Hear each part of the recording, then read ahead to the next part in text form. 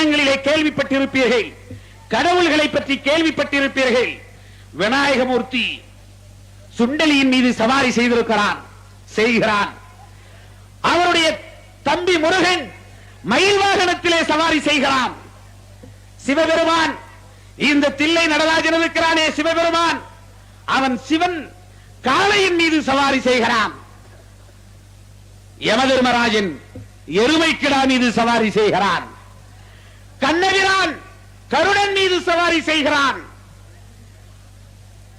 விஷ்ணுவுக்கும் பிரம்மனுக்கும் சிவனுக்கும் ஆணுக்கும் பிறந்த ஐயப்பன் இருக்கிறானே, அந்த ஐயப்பன் காட்டில் வாழுகிற புலியின் மீது சவாரி செய்து கொண்டிருக்கிறான்.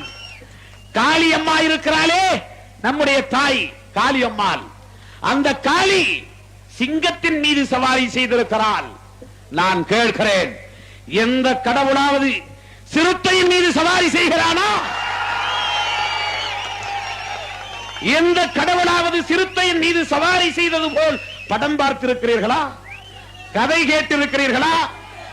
கடவுள்களாலேயே சிறுத்தையின் மீது சவாரி செய்ய முடியாது என்றால் இந்த கருணாநிதிகளும் ராமதாசுகளுமா சிறுத்தையின் மீது சவாரி செய்ய முடியும்? இனி விடுதலை சிறுத்தைகள் மீது,